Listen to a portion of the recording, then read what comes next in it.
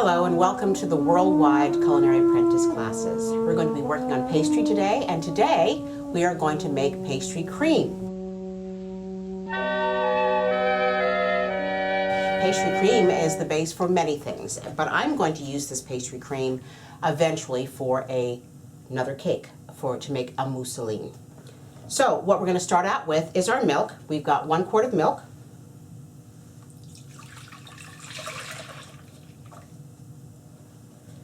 Milk, sugar, eggs, cornstarch, and vanilla bean. So I'll put the vanilla bean in there so that can start to flavor my milk. And I'm also going to put a little bit of my sugar in the bottom of my bowl, my pot rather, to make sure that it doesn't scorch. And now I'm going to put that on and let that begin to heat up. In the meantime, I'm going to mix together my eggs, my sugar, and my cornstarch. Now, when making pastry cream, you can use cornstarch, you could use flour, you could also use a product called pastry cream powder. Doesn't matter which one of those three you use, the important thing is mixing them together. So you have to make sure that these are nice fine powders. Both the cornstarch, the flour, and the pastry cream powder are fine flours. So you need to make sure that you have some sugar mixed in them so that it doesn't clump up when you add it to your eggs. So I've got 10 egg yolks, I've got 200 grams of sugar. Part of that has gone into my milk, again to keep it from scorching on the bottom. And I have 80 grams of cornstarch. I'm going to add that directly to my sugar. And I'm going to use a whisk to mix it together while my milk is heating up. I'm going to get all of that in there. So, cornstarch is a starch, just like flour, and it's going to thicken. So right here, the sugar works as little knives, sort of keeping everything separated. And I never want to put my sugar directly on my eggs because it will cause my eggs to brulee or burn. Sugar is hygroscopic. So what happens in burning of the yolks, and you'll see it in many recipes, they say don't put the sugar with the eggs until you're ready to use it. The reason why is because sugar being hygroscopic, it absorbs or draws the moisture or the water that's contained in your egg yolks and then causes the proteins to look like they're scrambled. I'm not looking to incorporate a lot of air. When I mix this, I just want to make sure that my cornstarch and my eggs and my sugar are well combined and homogeneous. So it looks just like that, okay?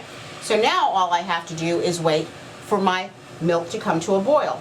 When does it come to a boil? I don't want to see it boiling over. I want to see a nice ring of air bubbles all the way around the side. There should be some steam coming off of it, and as soon as it's done like that, then I'm ready to temper it into my eggs.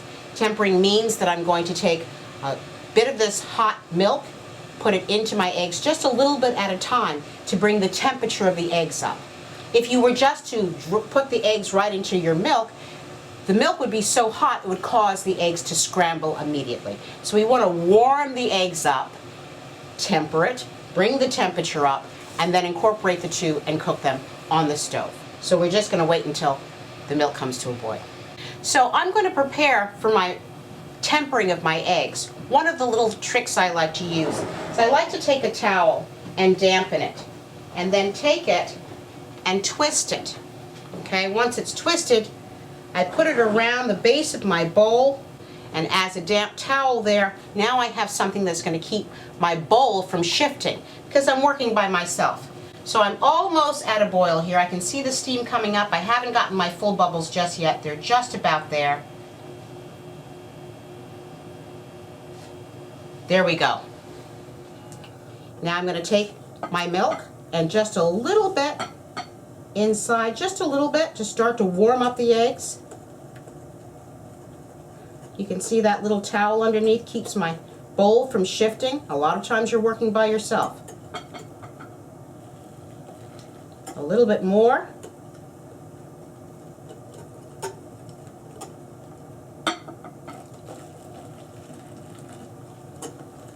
Want to make sure that you have it nice and liquefied. And now I'm going to take all of this and pour it right back into my pot.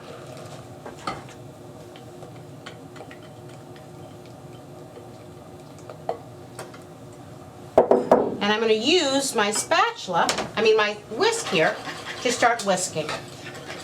So I want a nice sizable pot. This is a quart of pastry cream, so you need a nice high pot.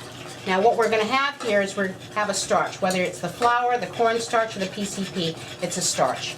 Once it gets mixed with heat, it starts to expand. Your eggs begin to coagulate at 145 degrees. Right now I'm already getting expansion. I'm going to take it right off the heat right now and whisk it like crazy. Can you see there? Because I want to make sure that my pastry cream is nice and smooth. I don't want to have any lumps. Put it back on the stove and continue to whisk. Now at this point, because I have made my pastry cream smooth, I'm really making sure that I don't scorch the bottom more than anything else. Proteins are coagulating, the starches are have thickened.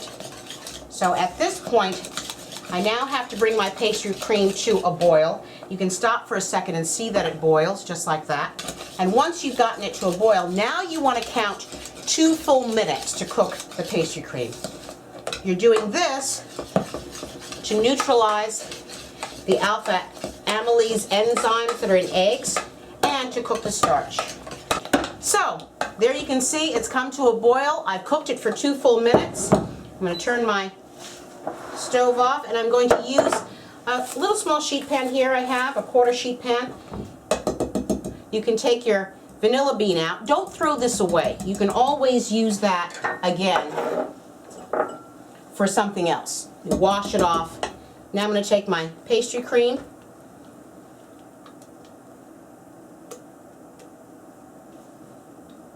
and I'm going to allow this to cool at room temperature first.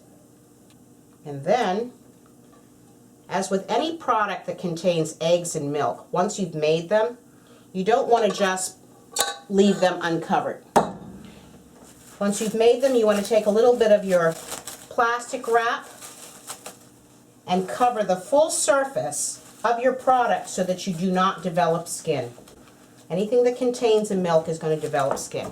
So I'm going to leave this now and I'm going to let it cool by room temperature, and once it's cooled down, then I'm going to put it in the refrigerator. Now I can keep this pastry cream for about 4 or 5 days without ever having it go bad. But past about 5 days, I would recommend that you make a fresh batch.